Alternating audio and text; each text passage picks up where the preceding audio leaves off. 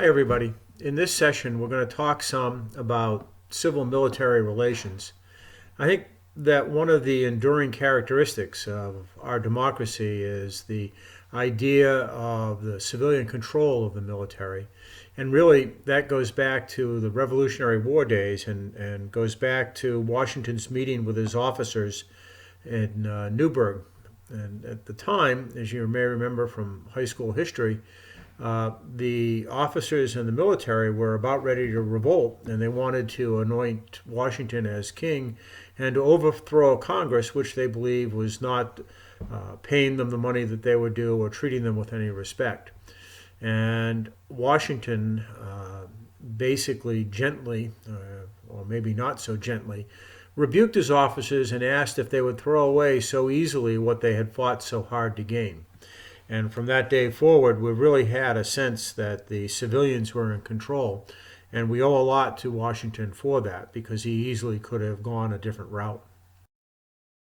So, what we're trying to do, and this sort of has the classic objective list, but what we're really trying to to understand exactly how the relationships between the military and the government, the military and the civilian population, and probably to a lesser extent between the civilian population and the government, but especially how the military fits in with all of these things, and understand the idea of professionalism and ethical behavior in the profession of arms. So we'll talk about that some, and hopefully this will help you understand that. So I think General Dempsey has it about right. It's not that the military is a profession because we claim we are, but because we practice and adhere to certain kinds of behavior. And that kind of behavior is reinforced in us over time, and we need to continually work on it. It's not something that happens once and then is done. If you think about it, perhaps the best known of the professions, at least in the United States, would be lawyers and doctors. And there is a requirement for lawyers and doctors to undergo continuous professional education in order to remain a member of the medical associations or the bar. You can't just decide that I've graduated from law school and passed the bar exam and I'm done. You actually have to continue to show some effort to improve yourself. And the same is basically true for doctors, and so it is with military. One of the reasons, hopefully, that you're taking this course is an idea that you will improve your understanding of what the military is all about and what it means to be a professional military officer. So, I guess the preeminent spokesman of this was a guy named Sam Huntington. Sam Huntington was a professor of political science at Harvard University when I was an undergraduate. He died just recently. I was convinced he had to be well over 100. He was actually in his late 90s when he passed. And a long time ago, shortly before I got to college, he wrote a book called The Soldier and the State. And it talks a lot about the military, and he talks about the expertise of what it means to be a professional, the responsibilities that you need to provide a certain service and a service that cannot otherwise easily be obtained by society. And you have to understand that you will be governed by other military officers. And this is a process of pretty much self-regulation, the Uniform Code of Military Justice, and accountability to your fellow officers and to the society at large. Huntington in his work really is worried about line officers, active duty line officers in particular.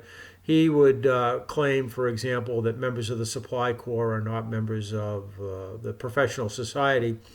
I think we in the Navy and in the military more generally in the United States have moved from where Huntington was in the 1950s to understand that there is a certain responsibility as a professional military officer within the staff corps and within other places in the military as well, and that it tends to be your military affiliation that makes that important.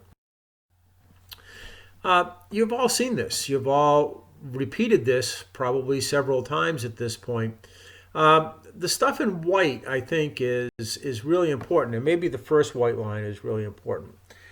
This is not always true across the globe, as you know, but it is extraordinarily important to us because it really speaks to the civilian control of the military. And I think that it's well worth reviewing this oath of office on a regular basis. So there's a real need, I think, to understand is the military a profession? And you need to understand that for your own selves and to reflect on what it means to be a military professional. These photos are obviously pictures of what some of the costs and responsibilities are for people who are going to be military officers. And I'd like to commend it to you with the idea that, at least in the United States and perhaps in many other places in the world as well, at least from where I come from, the military is a profession, and we need to understand it as such. So, if it is a profession, then we need to understand that there is an agreement, if implicit, between the government, the population, and the military. And clearly, the military has certain responsibilities. It will try and make sure that the force which it is able to bring to bear, given the resources that are allocated to it, are as capable of serving the nation as possible. And at the same time, the government is responsible for providing for the military a coherent foreign policy and a strategy which will allow it to do stuff. I think in the United States today, we do see a certain amount of common respect between the population and the military.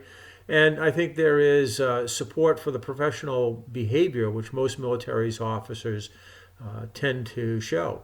It is the case when we have stuff like Fat Leonard that we are all tarred with that same piece. Then, of course, finally, the third leg of this is the relationship between the government and the people, where the people basically expect that they will be able to have a transparent conduct of foreign policy and understand what's going on in a reasonably coherent way.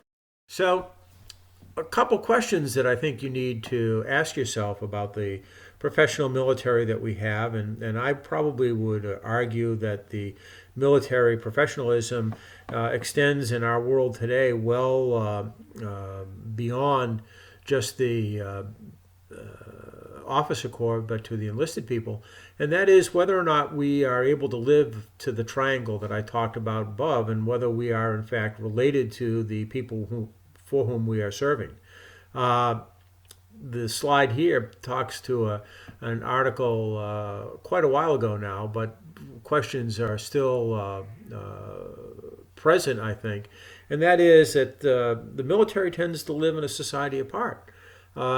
If you look at your sailors, if you look at the Marines or the soldiers or the airmen that we work with, by and large, they are better educated than the American society at large. And then we send them to technical schools, which mean that they are really getting roughly the equivalent of a community college kind of education through A school and subsequent training.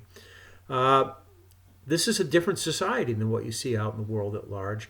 And it's very interesting. While people often claim that our junior enlisted don't make anywhere near as much as they should, and that perhaps is true, it is the case that a kid straight out of high school can end up making in a couple of years someplace in the vicinity of $30,000 a year if you just do a reasonable accounting for base pay,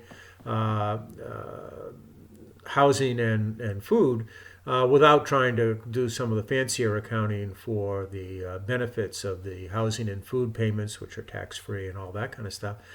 And if you look at most other kids who are a couple years out of high school, they're making about $10,000 a year less than that.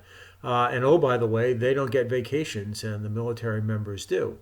Now, it's absolutely true we expect a lot more out of the military members, but I ask you to think about that and think about how we fit as military people back into the society which we support.